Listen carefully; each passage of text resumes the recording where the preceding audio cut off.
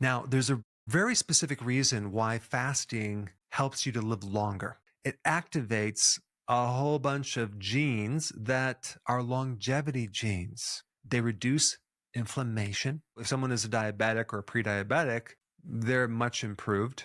And there are even genes that protect the cells against disease. There are 6 things that can destroy your results, okay? And you need to know about these.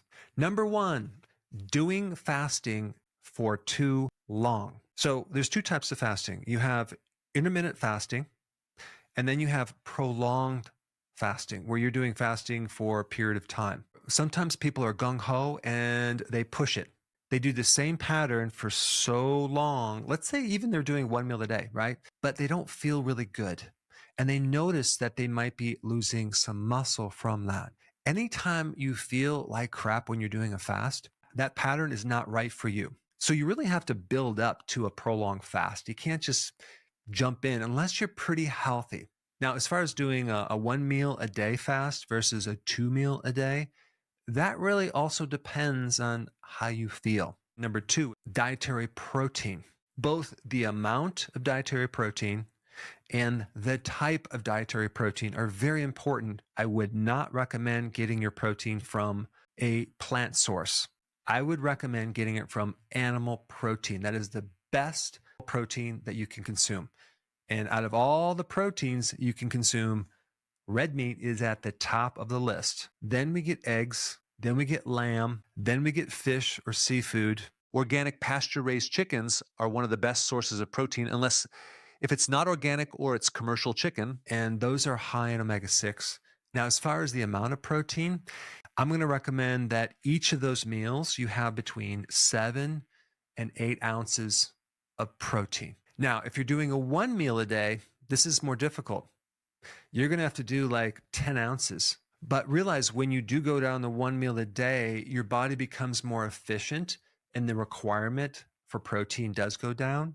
And there's all sorts of protective mechanisms that kick in that prevent muscle loss and also increase growth hormone. I know some people, if they don't get enough protein, they feel weaker. So you might want to just experiment with that. And then if you had too much protein, that can actually keep you up at night. All right, the third mistake. There's one raw material that you need to know about as well: cholesterol. Cholesterol is needed to make all the sex hormones. And you might also think that I can eat red meat, butter, or lard, and I can get my cholesterol that way. But all of those are low in cholesterol. It's like between 1% and 2%. What is high in cholesterol is egg yolks, liver, and shellfish. Very great for cholesterol. And we need the nutrients that also help make these hormones. Zinc is at the top of the list. It's a trace mineral. Vitamin D in high enough amounts is very important. Magnesium is very important. But the one that you don't need is a lot of calcium. The next mistake, number 4, is to force a certain pattern of intermittent fasting that might not align with your body. The best way to figure out what type of fasting pattern you need is to let your body tell you. Let's say you start by skipping your meal, right?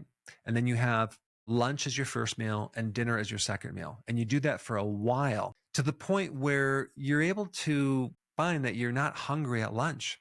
So you push it further and further forward to the point where you're eating at 2 o'clock or even 3 o'clock. So we're shortening this pattern so you have more hours of fasting. Let's say you never really get to a point where you can do 1 meal a day. That's totally fine because you're letting your body tell you when to fast. And so some people can fast very long and feel great at it, but other people can't. Let your body tell you how long to fast. Next mistake is too much exercise, especially when you're fasting. Some people can't handle a lot of exercise when they're fasting. They should be resting. Too much exercise is going to create too much stress. And then what's going to happen, you're not going to recover as well. So then we're going to lose more muscle because the exercise is a stress and the recovery is where all the magic happens. And the last mistake is not getting enough sleep. Most of the repair happens while you're sleeping. Hey, before you leave, I just wanted to give you a little quick history on some of the books that I wrote. This was one of the first books. It's called Dr. Berg Body Shapes. It was my attempt at writing about body types. What was very interesting about this book is I actually did all the images myself. Don't ask me why. They look actually not quite as professional as some of the images that I have in the new book. But anyway, this is my first attempt right here called Dr. Berg's Body Shape Diets. And then I wrote a book more extensive called The 7 Principles of Fat Burning. I don't even have a copy anymore, actually, because it's outdated. The next book, I put about 1,000 hours into this one right here called The New Body Type Guide. Major updates on the body types. I put a lot of energy into this. It has professional images, graphics, all sorts of things. Now, the problem with this book is it doesn't really describe what this is really about. Body types are only a small portion of what's in this book. And that's why I changed the name to the Healthy Keto Plan, okay?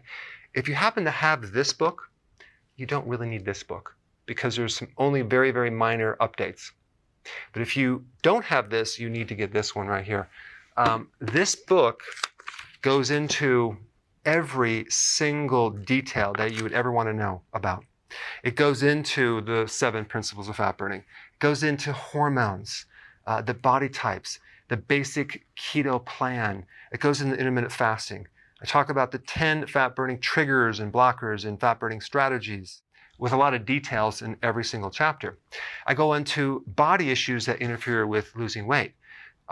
There's very few people that just have a weight problem. They have a lot of body issues, whether it's sleeping problems, stress problems, inflammation, menopause. I cover that extensively in this book. Then I talk about how to get rid of stress, and I show you a technique. Then I get into exercising. And then I have a lot of really good recipes in this book as well. So this is a good reference guide. On my website, if you get this book, you get this one free. It's called Healthy Keto and Intermittent Fasting. This is the shortcut, quick guide to this book. And the reason I created this book is to have you, within 45 minutes, learn how to do keto, okay, in intermittent fasting, exactly what you need to do. Then you can fill in the blanks with this book right here. So right now I'm doing a special. If you get this book, you get this one totally free, or you can go to Amazon and get these individually. So I just want to clarify the difference between this book and this updated one right here. If you don't have this, you need to get this right here. That way you can get the exact correct information to do it healthily. Hey, before you go, if you're benefiting from any of my content, I would love to hear about your success story. Please share it in the link down below.